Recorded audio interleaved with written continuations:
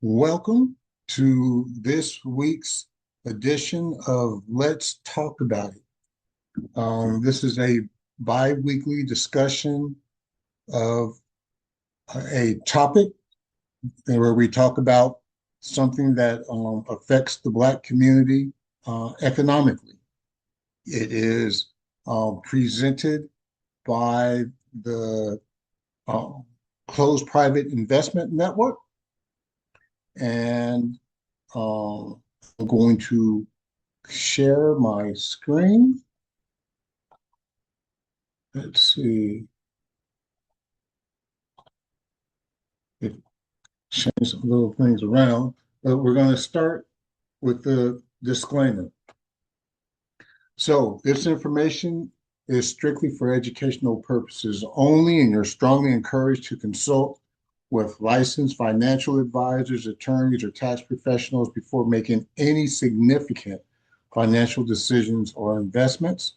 And though I do have decades of business experience, I am not licensed or registered with any regulatory agency or authority. And next, we are going to listen to or watch a short video that will give us an overview of today's topic. Today, we're breaking down the future of your wealth and the ownership economy in simple terms. Imagine for just a second that crazy medical advances actually let you live to be 120. It brings up a huge kind of uncomfortable question: will your traditional savings actually outlive you? Honestly, a longer life without real financial prep is the biggest hidden risk of our generation. You see, the old retirement script was built for a time with way lower life expectancies. Just selling your time for wages mathematically fails if your retirement stretches out, say, 50 years. Add to this a massive tech shift where AI gets smarter and cheaper every single month. AI is mastering knowledge work now, while robots are super quickly taking over physical tasks. So when intelligence and physical labor become cheap, relying just on selling your time gets really dangerous. This creates a stark contrast. Workers trade time for wages, while owners earn from their assets. Workers have to keep working to survive, right? But owners hold assets that work 24/7. So here's the crucial point. Do you want to keep selling time or own scalable assets? The fix is pretty simple. You absolutely need to start acquiring and holding income-producing assets. Think rental properties, dividend-paying stocks, or private businesses. These are practical things that generate income and grow. Because real wealth isn't created by just working harder forever. It's built by owning productive assets. See, cash flow pays for your lifestyle today, while asset appreciation quietly builds your wealth for tomorrow. Staying on the sidelines just means falling into that widening wealth gap between basic earners and owners. As AI boosts productivity, literally, all that newly created wealth flows straight to the asset owners. This makes financial education and community-based ownership an absolute game changer for beginners just starting out. So the final choice is yours. Are you building a basic retirement plan or a true ownership plan? All right. And so I'm going to briefly go through this presentation, and then we're going to have a open discussion about the next 5 years. Are you building a retirement plan or an ownership plan? And we're going to talk about how AI, longevity, and automation could change wealth building forever. So this is the 120-year question. If you live to be 100, 110, or 120 years old, does your current financial plan still work? Currently, Social Security and most retirement plans, and even most life insurance plans, are built on actuarial tables that have life expectancies in around the 80s to 90 years of life. Well, we are entering a phase with new medical discovery where I believe in the next 5 years, we're going to see that lifespan increase significantly um, to where 100 and living to be 120 years old um, will be more plausible. And so the question is, how does that affect your financial plan? So here are the converging forces. It all starts with AI, artificial intelligence, right? And then we've got robotics and automation. We've got biotechnology and longevity. We've got autonomous transportation, and we've got exponential computing power. So all of these are converging, and what it is the cost of intelligence is collapsing, and we see it on a month-to-month basis. We see the frontier companies rolling out new AI models that are smarter and then cost less. And and so entire industries are transforming at a rate that we've never seen in documented human history.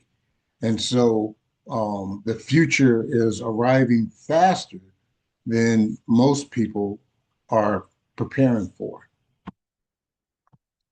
So the retirement model is broken. Okay. So the old formula was you go to school, you get a job, you work for about 40 years, retire at age 65, and then you live another 10 to 20 years. Well, the new reality is that now your life expectancy is going to increase significantly. And so if your retirement plan only covers you to, again, age 75, 85, um, how are you going to um, be able to take advantage of living to 120 and have 50 years of retirement? This is where the old model doesn't work. So we are entering the longevity revolution. We're normalizing the 100-year lifespan. And this is, we're seeing this go through phases. So the first phase is early disease detection. And so AI is making it possible to detect diseases at an earlier phase and to be able to treat those diseases. And then we're going to be moving into personalized medicine to where each of us will have medicine that is tailored specifically for us. And that then leads to AI designed treatments and then regenerative therapies. In fact, I read a story where they took the cells, I think, of a 60-year-old and regenerated it back to where it was 35 years old. And all this leads to health span um, extension. So the opportunity is living longer with unprecedented vitality, but the risk is outliving the utility of your labor, which is typically the ability for you to make money, and the limits of your savings. Now, let's talk about what effect is this having on labor, right? AI is mastering knowledge server, I mean knowledge work, and robots are mastering physical work. So what happens when intelligence and labor become cheap? Well, we know that workers, we sell our time in order to earn wages, and we're limited by the number of hours in a day. And then we got to keep working in order to survive. Versus owners own productive assets. They earn continuous cash flow that work 24/7. and they have an infinite scalable income. And so this is shown famously in Kiyosaki's um, four quadrant diagram, where he has on one side the employee and the self-employed, and he has the investors and the business owners. And so you want to move from being an employee or self-employed to being an investor or a business owner that owns income producing assets. So, what does this ownership economy look like, right? So, wealth is not created by working harder forever. Wealth is created by owning productive assets. And so, here are some examples of income producing assets. Rental real estate, right? That is the old school, tried and true way of generating income. And it's easily passed down from generation to generation. And I've heard some say you should never sell real estate. And if you do sell a piece of real estate, it's to buy another piece of real estate.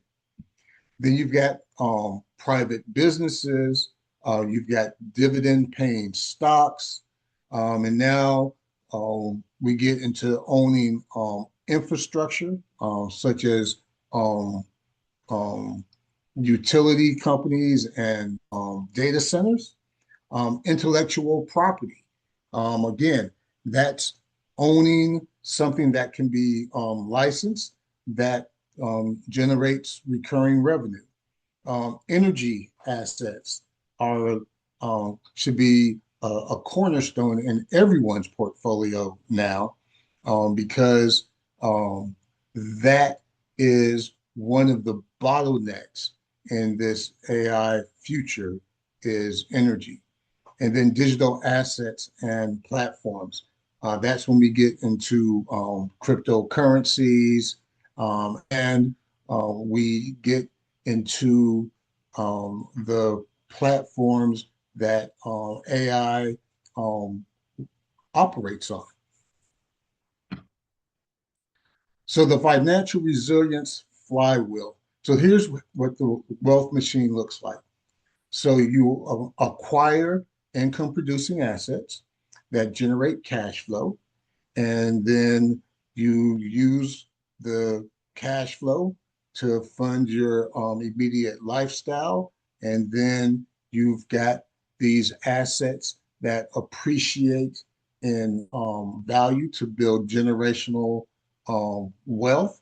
And so when you pass on, then you pass on the appreciating assets that are still cash flowing, and the cycle continues. So the ideal asset checklist produces income today. So we're not talking about speculative assets. We're talking about assets that generate um, income currently and will increase in value tomorrow and can be passed on to future generations. And again, some of the real world applications, rental properties, private equity, business ownership, and revenue generating digital platforms. So, what happens if you don't make this change to becoming owner of income producing assets? Well, you're going to get left behind. So, this is what's going to happen. Asset prices are going to continue to increase exponentially. Um, AI dramatically multiplies corporate productivity, and then wealth concentration accelerates into the hands of the few. And we've seen this with each um, revolution, each industrial revolution, each technological revolution.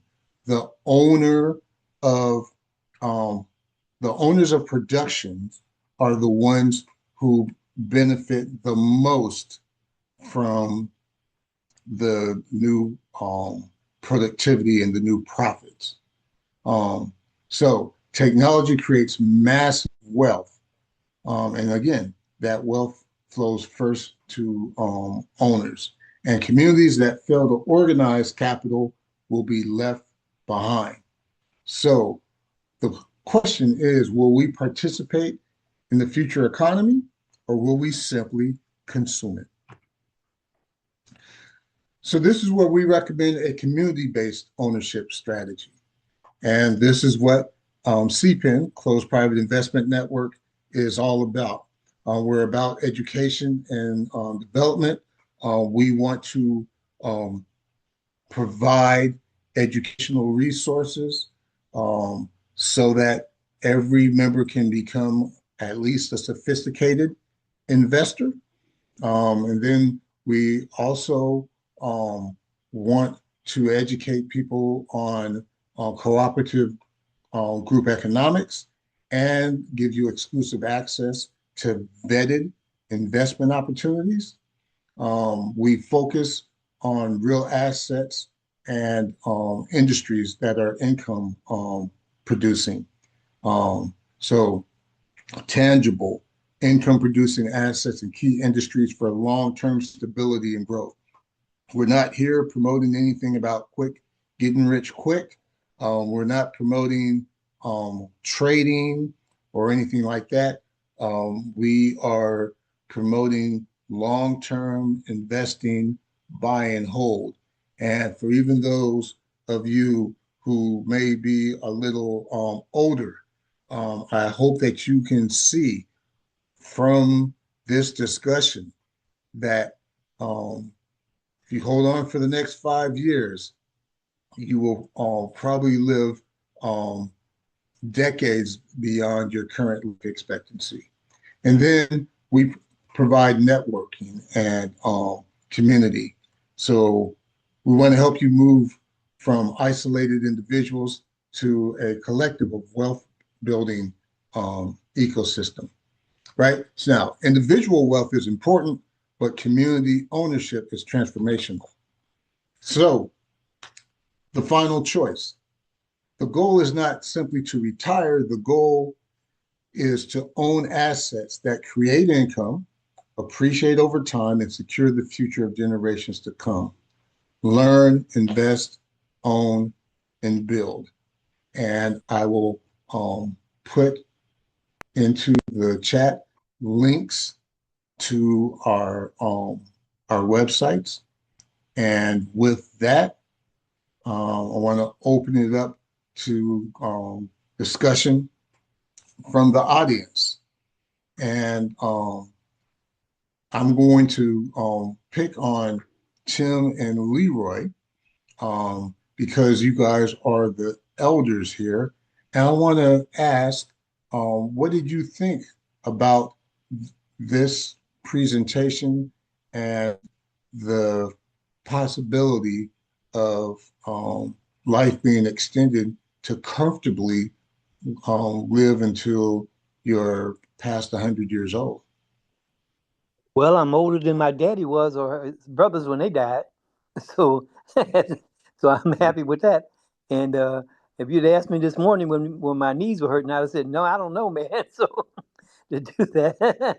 And oh, and by the way, you all saw I put in the chat who won the 2020 presidential election. You know that's the only thing anybody want to know. So, dude, look, I think the presentation is great. Um, the emphasis of assets, they have to be income producing assets and should be have a long life for income producing. I don't know about, like I said, I'm not a real estate guy, but they need to be income producing, and that's the only way. It's about the bag, not about the asset. You can own an asset that has no money. I know, I have them, and so if they don't generate cash, you got to find a way to do it.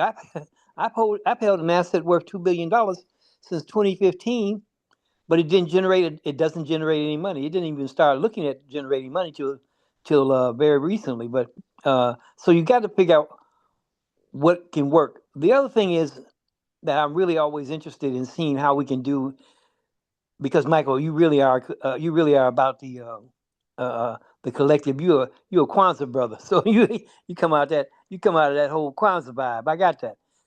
But we need to talk about collective wealth, collective economics, the money. It's the money that's missing, okay? Because you can go buy stuff, but it's the money that's missing. People, I don't care what we do, it's the money. I like to have us put our minds around how do we get some money?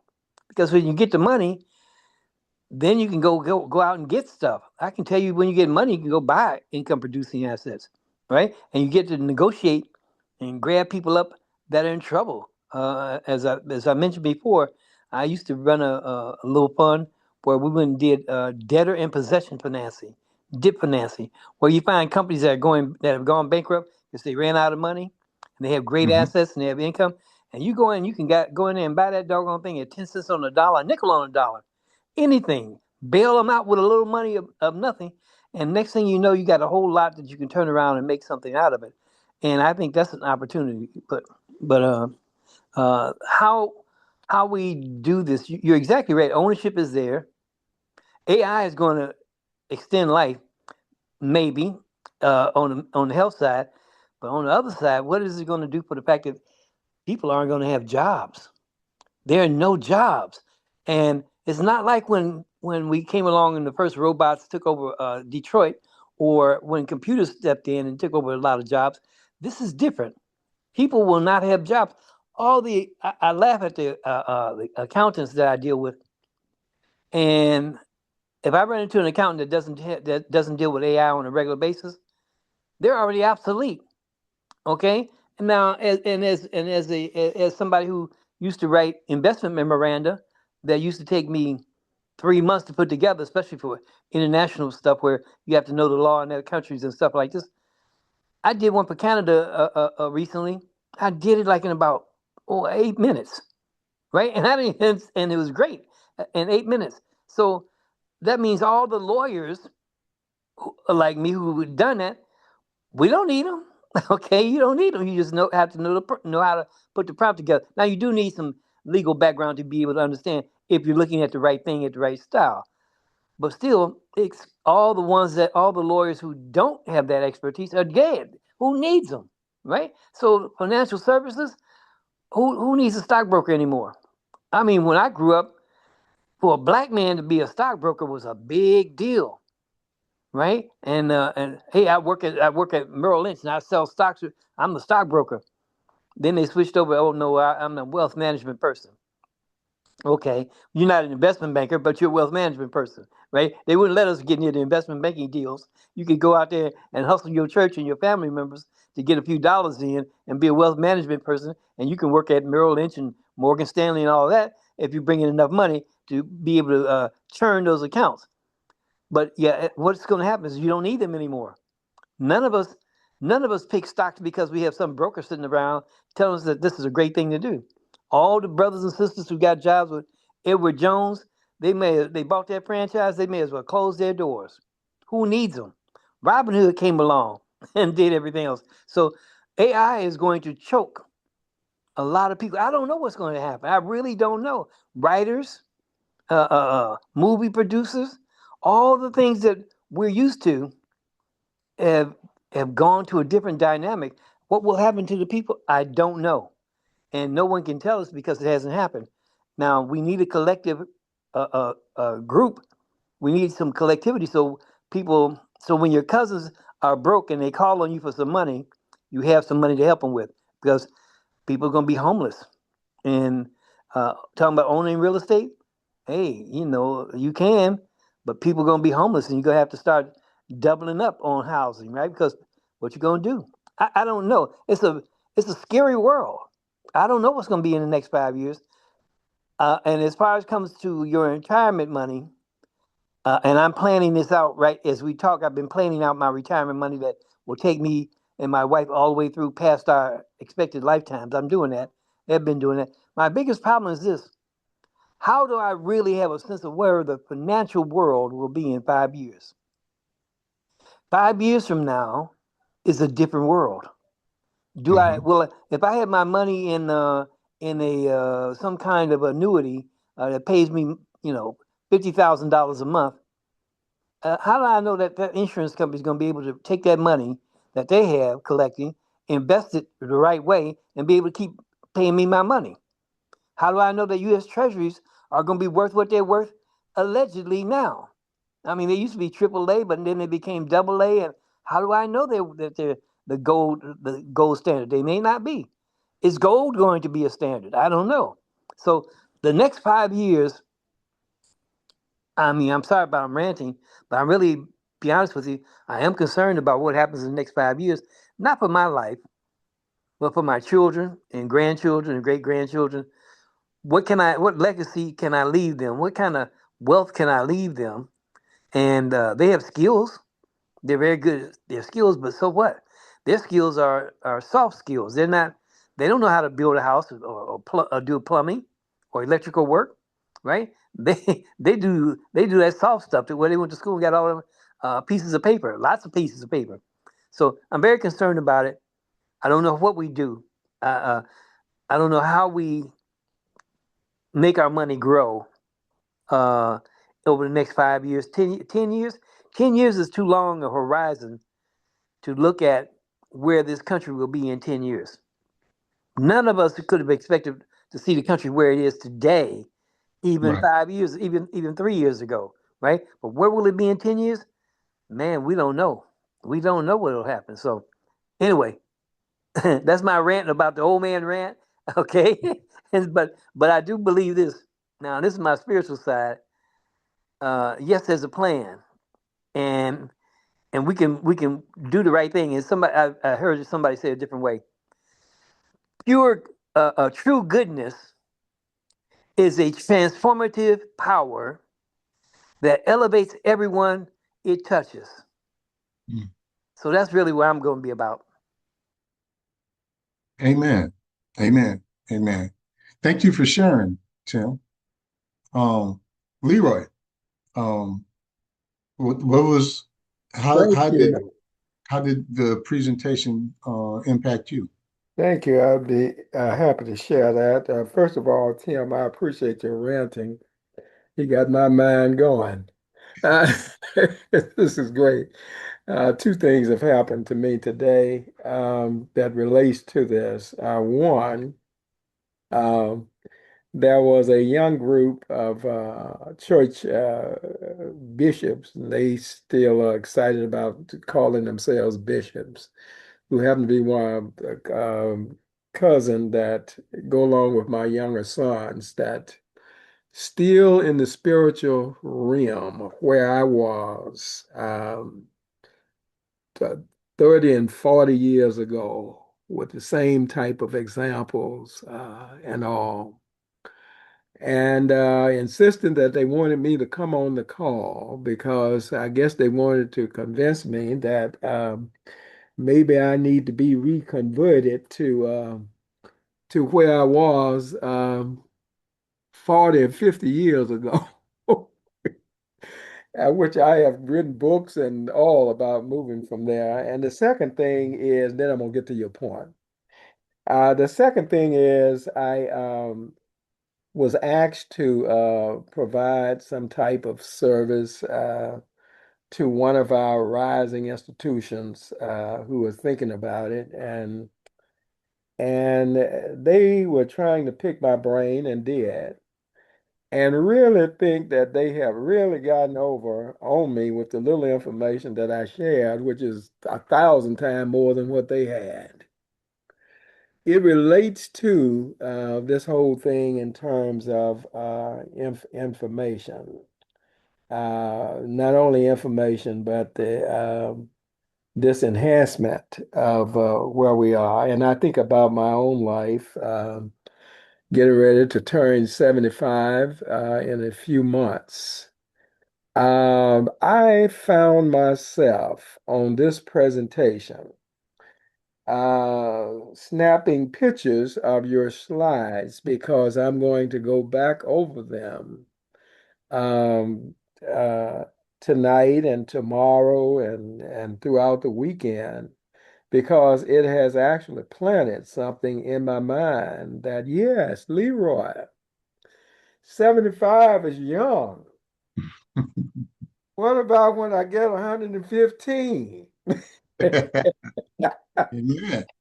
Hey, I'm thinking in that realm right now. So I have really been blessed by this. I know that it's something that's greater than what I have seen in the past. It is something that's greater than what is in the right now.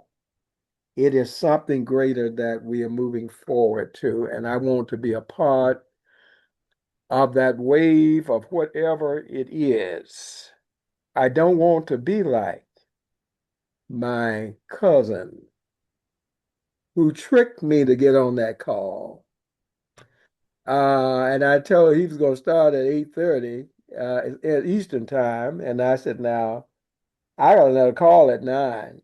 And so he said, well, I'll be off and on that they didn't start until 8:45. So I put a little note in the chat and said, I got to go. I'm sorry. The bottom line is, with our younger people and people my age, how do we get them to start thinking about something greater and moving in the direction and the wave of that which is something greater? How do I get beyond this prominent pastor of this school that he's trying to establish, but trying to pick my brain to get whatever he can free, and realizing that what I really have is something more than 100 or 1,000 times bigger than what he got from the little peanuts that I shared, which was really 1,000 times more than what he had. People are always trying to find a way that they can get something out of you that's yours. I see this presentation for Leroy as an opening up of the mind, of a planning for something that is greater than great, planning for to be a part of that future uh, uh, 20 years, 30 years from now, still young, still moving around, still the regenerative cells or whatever going forward. I see that life, whereas these other lives that have tried to get my information are slowly dying. I choose to live. Amen. I choose to find something and to ride with that something that's really going to make the difference. So that's my response to this. I did make pictures of these slides. First of all, they're pretty slides. Uh, and secondly, they're loaded with information. And I sure wish, are you taping this? Yeah. So I tape each of our discussions, and they're available through the Let's Talk About It website and the BNIC's network's YouTube channel. Okay, And well, that's great. That's great because I want to go back and play it over. Okay. yeah, and I will send you the pitch deck Oh, um, great. so that you have a copy of it to refer back to. Okay, that sounds good. I appreciate it. And Tim, I appreciate your ranting, man, because I often, whenever you speak, I'm listening very closely. And Michael, whenever you present, I'm always listening closely. I want to always be on the call, but I always want to get something that I can use that's going to be helpful to move forward. So I appreciate this. Oh, you're very, very welcome. Um, and so, one of the themes that I hear between Tim and Leroy speaking is how do we get how do we get the community together to bring the money together, right? And that's the whole purpose of CPEN is to bring like-minded people together to practice cooperative group economics. Because, um, you know, there's no doubt in my mind that um, when we bring together our funds, that what that there's a plethora of investment opportunities that open up to us. And so, we take advantage of technology. I spend half of my day um, watching technology podcasts or reading AI newsletters so I can always stay abreast to the latest technologies. And you're right, Tim. Anybody trying to forecast beyond 3 to 5 years is just throwing darts at a dartboard, because the change is happening so quickly. But what I can tell you is that if we as Black folks, if we don't come together and we don't practice cooperative group economics, we will be left behind. We've already been put into a caste system of being consumers. Now, there's a certain percentage of us that break out of that, and that they then try to hold up as examples of, look, this person did it, then the rest of you guys can do it. But we know that there are systems, institutional systems that are set up to keep us um, as consumers. And so, um, you can lead a horse to water, but you can't make them drink, especially if they don't know that they're thirsty. And so, education is the first part of that. And that's the whole reason of why I do these talks every other week, is to try to get the word out so that I can bring together like-minded people so that we can get educated on finance, that we can build the trust among us so that we can pool our money together to invest in income producing assets. Um, so, Sandra, Mark, what did you guys get out of the presentation and the discussion so far?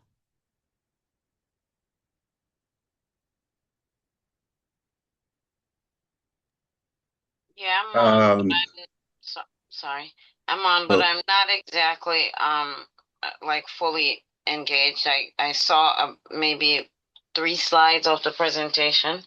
It's a little bit mind-blowing, sobering. Um, but I think I'm going to sort of look at the replay when it comes out because it's important enough. That much I could tell you. We really are in very uncharted territory, like very, very uncharted territory. And it's really crazy what's going to be of the world in 5 years at the rate we're going in 10 years. So I look forward to rewatching the replay and sort of digesting that. Um, but it's a really critical time we're in. It's really scary, but exciting. Like, I literally was meeting with a young person, 22-year-old earlier today, and I'm a licensed financial professional, so I provide solutions, for people in this space. And it was really crazy because I I was looking at a policy for her in essence and going, up to 121 years old, like it's like she's gonna have $30 million in this policy. And I mean, I was chuckling because I'm like, it might not be so far-fetched that she actually will live that long. And it's so funny. That's what I was talking about just before coming on this meeting. Um, and it's like, who knows? Like, we don't know. And that's where I'm at. But we get to get together and pool our monies together to become owners and stop being consumers. That's absolutely right. And the sooner we do that is the better, because we're just gonna lose out. It's just, and we're losing already. We just have to get it together and start coming together to invest together. Oh, thank you for your comments, Sandra. Mark, what about you?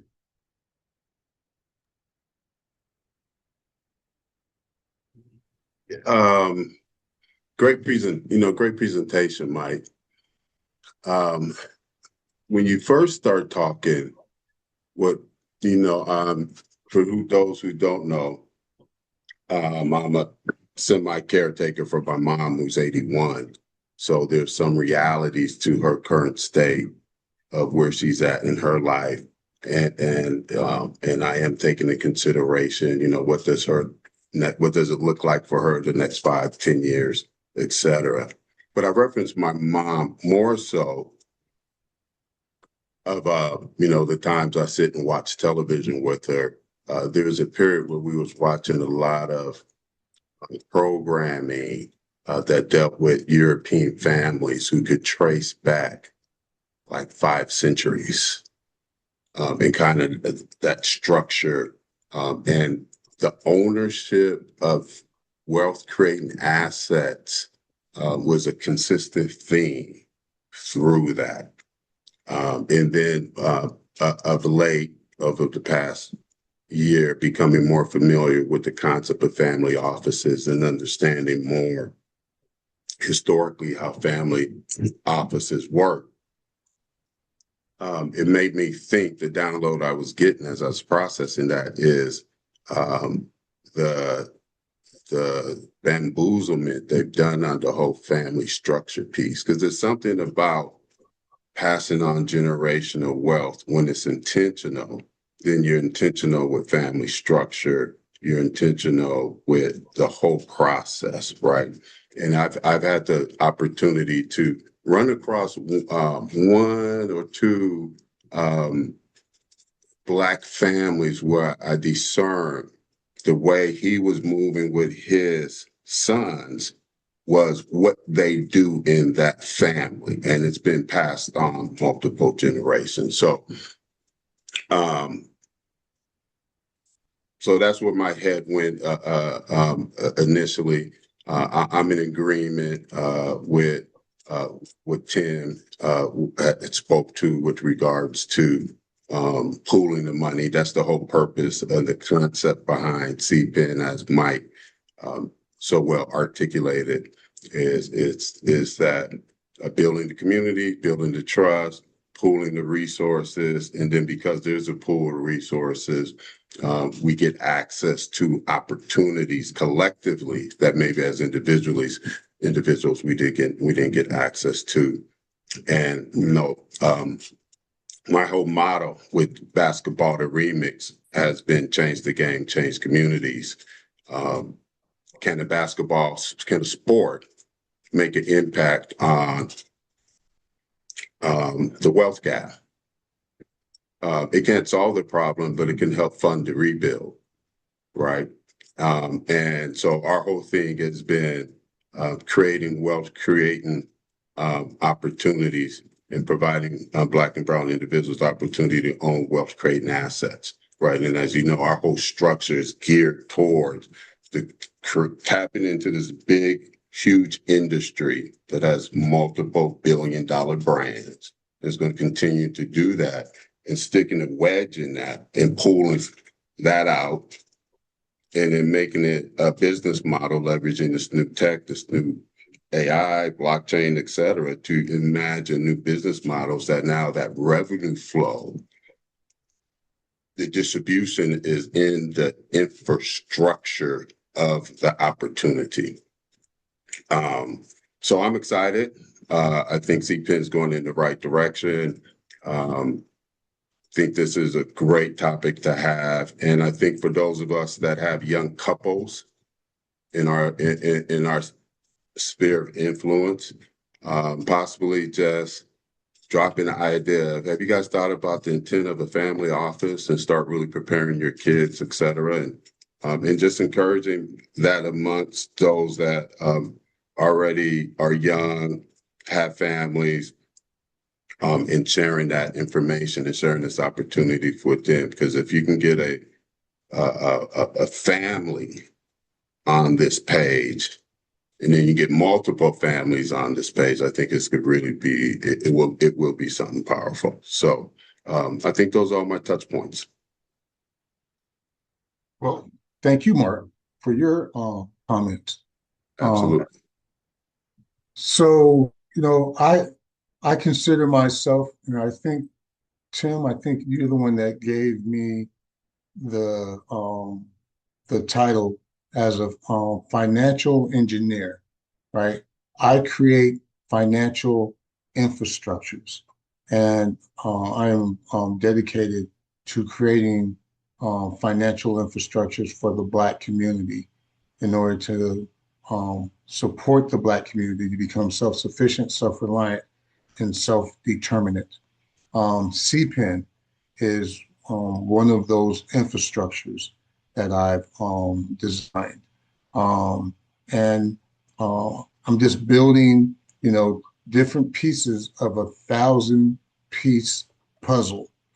And when it comes down to it, to what makes up the pieces of the community, it's the family unit. And our family units have been decimated over the last 50 years. Um, it really started um, in 1971, the year I was born, with Nixon's war on drugs and war on crime, which was code for war on the Black community. And instead of it being blatant the way it was under J. Edgar Hoover and his attack on Black nationalism, it then went undercover. And um, but, but it's always been institutionalized here in the United States to break up the Black family and therefore break up the Black community. And so I think that it's extremely important to educate, educate, educate.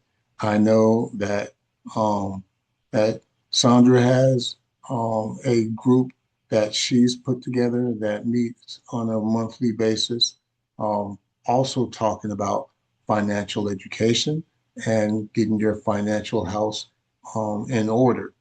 I know, Tim, I think that you um, have recommended about talking to churches about um, getting them involved. The church is the oldest institution in the Black community. It's also the wealthiest in the Black community, um, but it doesn't do enough to support the Black community economically, in my mind. And this is coming from a PK, preacher's kid, um, whose father was a pastor, and I've seen the inner runnings of a Baptist church and other Baptist churches, um, and and so the time is now or never. This is the greatest opportunity for us since Reconstruction, um, because with the advent of AI, we have a tool that helps level the playing field, but we've got to take advantage of it. We've got to take advantage of it quickly, because what is happening is with the development of these AI models and with intelligence becoming commoditized, um, what's going to happen is they're going to segment intelligence. And so you'll have, basic intelligence that's available to everybody, kind of like everybody can get an email address and, everybody has access to basic internet. But then there will be the intelligence that is reserved for those with the money. And that intelligence will be 10 times smarter than the basic intelligence. Um, it will be 10 times more effective, and it will help to keep the gap between the haves and the have nots. And so it's imperative that we as a Black community come together and pull our resources together in order to take advantage of this AI technology, before it gets to the point where we're left behind. Um, and and Robert, I know that you came in late and you may not have. I don't think you caught the presentation. But uh, I'd like to hear what you, as the youngest person, um, in their 20s, um, what do you feel about the impact of the next 5 years on your life and um, the possibility of living to 120 plus? 120 plus.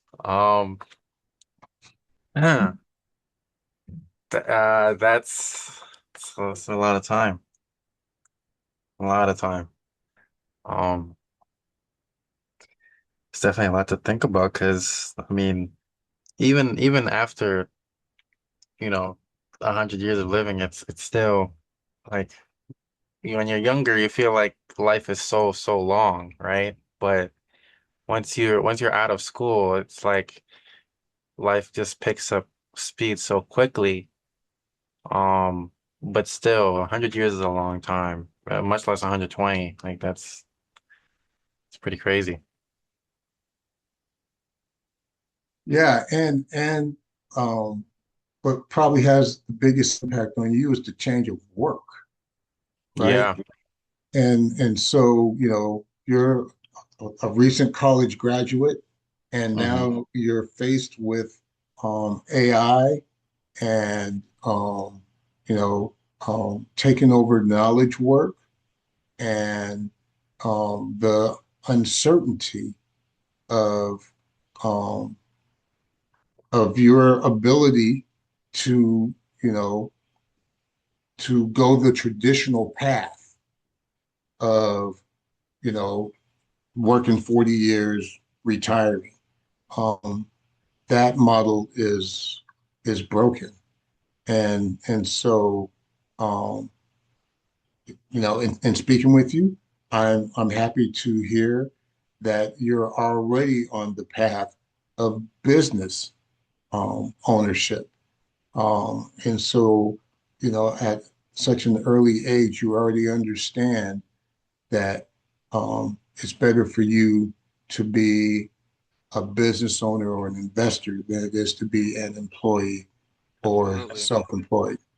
Absolutely. Yeah. It gives you, yeah, it's more stressful, but it allows yourself to be able to have as much freedom as you really would like. And getting to learn that in depth that business is a team sport. You got to think of it just like professional football or professional basketball. You just got to try to find the best people around you, partner up with them, and just go run things. But the other thing about that too is making sure that you actually click together because one of the biggest things with young startups is that everyone's sort of focused on something and then you either, disintegrate as a company because, people aren't aligned on, equity or they feel like they're not getting compensated correctly. So it's sort of it's all a very slippery slope, and you have to know how to navigate that. But if you're coming into a startup or a company, you have to learn the team dynamics, and especially if you're, in leadership, you got to really figure out where you fit in, how to be able to explain, your insights and your expertise to, the other leaders that you're working with, and just making sure that you're executing on what you have to do. Um, because at the end of the day, it's a team sport, and you can't just go business alone. It's not how it works. Well, I want to recognize you for the amount of wisdom that you have at such a young age. Um, and I have the utmost confidence in you that you'll do well in business. Um, and the one advantage that you have over all of us here um, is time, but use your time wisely and take Right, advantage of the ability to compound your investment returns um, over a longer time period. So right, one of the right. nuggets that I just want to drop on you. Okay. Appreciate it. I really do. So we are at our hour. Does anyone else have any other comments on this discussion, this topic? All right. Not hearing any, I want to thank you for taking time out of your busy evening to discuss what the next 5 years um, will look like and our focus of um, shifting from retirement plans to ownership plans. Um, our focus always here is to own income producing assets. And if you can't do it on your own, then through CPIN, pool your money together and invest in whether it's real estate or whether it's early stage equity and in Black businesses or whether it's in other venture capital funds and the other investment opportunities that we present through CPEN. So I know everyone here is already a member, but if there is anyone that is watching this as a recording and is interested in joining, you can go to the website, the CPI.network. That's the CPI.network. And as always, I encourage you to invite two other people to come and to join our bi-weekly discussion of Let's Talk About It, where we talk about a different topic and how it affects the Black community. So until 2 weeks from now, I wish everyone to stay safe and to stay blessed. Good night. Good night. Have a good night, everyone. Good night. Bye bye.